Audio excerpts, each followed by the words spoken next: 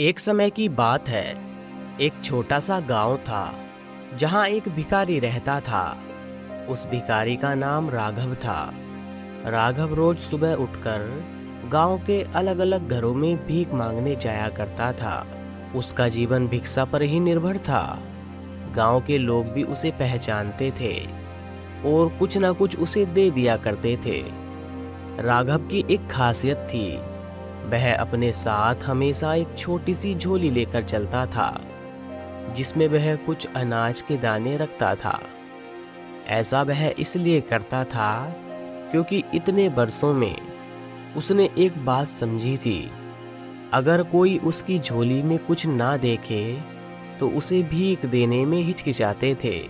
अगर उसकी झोली में कुछ पहले से ही दिखे तो लोग उसे और भी भीख दे देते थे। यह उसकी भीख मांगने की चालाकी थी। एक दिन वह सुबह जल्दी उठकर अपने काम पर निकल पड़ा। आज वह कुछ अजीब सा महसूस कर रहा था, जैसे आज का दिन कुछ खास होगा। जैसे ही वह गांव की मुख्य सड़क पर पहुंचा, उसने देखा कि सामने से एक शानदार रथ आ रहा है। रथ की चमक और उसकी सुंदरता देखकर राघव को समझ में आ गया कि यह राजा का रथ है। राघव ने सोचा, आज तो किस्मत खुल गई। अगर राजा की नजर मुझ पर पड़ गई और उसने कुछ दे दिया तो मेरी जिंदगी ही बदल जाएगी। वह जल्दी से सड़क के किनारे खड़ा हो गया और राजा के रथ के पास से गुजरने का इंतजार करने लगा। जैसे ही रथ उसके पास पहुंचा, कुछ अजीब हुआ। रथ उसके पास आकर रुक गया। राघव हैरान रह गया। उसकी आंखें चौड़ी हो गई जब उसने देखा कि राजा खुद रथ से उतरा और उसकी ओर बढ़ने लगा। अब उसकी कल्पना और तेज हो गई। उसने सोचा, अरे आज तो मैं राजा से कुछ मांगने जा रहा हूँ। शायद वह मुझे ढेर सारा सोना चांदी या कोई बड़ी सी चीज दे देगा। लेकिन तभी एक और चमत्कार हुआ। राजा ने अपनी झोली उठाई और उस राघव के सामने फैला दी। राघव की आंखें फटी की फटी रह गईं। उसने सोचा, यह क्या, राजा मुझसे भीख मांग रहा है? राजा ने विनम्रता से कहा, भाई मुझ पर दया करो और मुझे कुछ भिक्षा दे दो। राघव को विश्वास नहीं हो रहा था।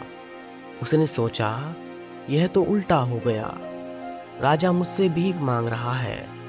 लेकिन राजा ने उसकी ओर देखते हुए कहा, यह मेरे लिए महत्वपूर्ण है।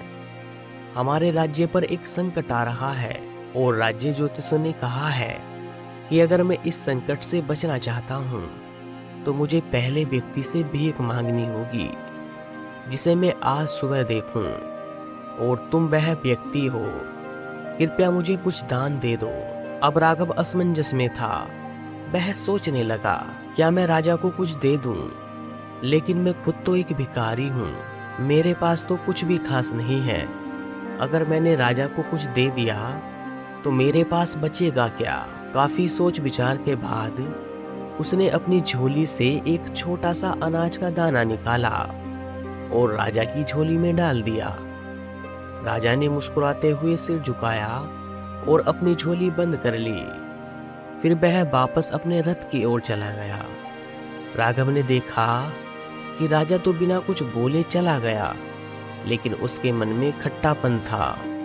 वह सोचने लगा, क्या मैंने सही किया? राजा खुद भी तो इतना अमीर है, वह मुझे कुछ मूल्यवान दे सकता था। और मन ही मन राजा को भला बुरा कहने लगा। दिन भर राघव को बहुत भिक्षा मिली। उसकी झोली में अनाज, पैसे और कपड़े भर गए। उसे राजा से मिलने का मौका तो मिला था और उसने उस मौके को व्यर्थ जाने दिया।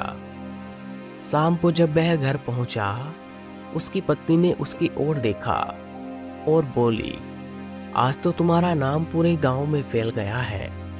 लोग कह रहे हैं कि राजा ने तुमसे भीख मांगी। वह गुस्से से बोला, तुम्हें क्या पता, राजा ने मुझसे भीख मांगी थी। भला मैं राजा को क्या दे सकता था, और मैंने उसे केवल एक दाना दिया। अगर मैंने उसे ज्यादा दिया होता तो शायद मेरा और नाम होता।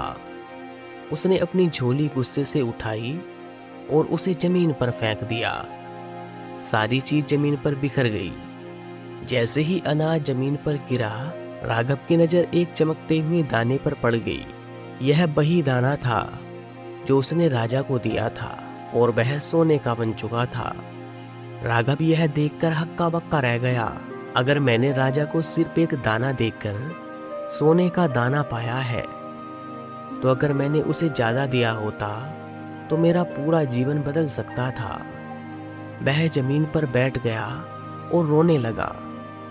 वह समझ चुका था कि उसने अपनी लालच के कारण एक बड़ा मौका खो दिया। यह कहानी एक बहुत महत्वपूर्ण सीख देती है। हमें अवसरों को पहचान कर बिना स्वार्थ के दाने देने चाहिए। राघव की गलती यह थी कि उसने लालच और डर के कारण अपने पास मौजूद चीजों को बांटने से परहेज किया। अगर वह दिल खोलकर राजा को दान दे देता तो उसे बहुत बड़ा लाभ मिल सकता था। इस कहानी से यह संदेश मिलता है कि जब भी हमें कुछ देने का मौका मिले तो हमें निस्वार्थ भाव से दे देना चाहिए। यही दान हमें जीवन में असली सफलता और खुशी दिलाता है। दोस्तों, आज की इस वीडियो में बस इतना ही था। अगर आप इस वीडियो को और भी लोगों तक पहुंचाना चाहते हैं तो इस वीडियो को लाइक कीजिए ताकि YouTube इस वीडियो को और भी लोगों तक लेकर के जाए। अगर आप आगे भी इस तरह की वीडियोस देखना चाहते हैं तो चैनल को सब्सक्राइब कर लीजिए। मैं आपसे बहुत ही जल्द एक और नई मोटिवेशनल स्टोरी वीडियो में मिलता हूँ। तब तक के लिए आप अपना और अपने परिवार का ध्यान रखिए और हमेशा मुस्कुराते रहिए।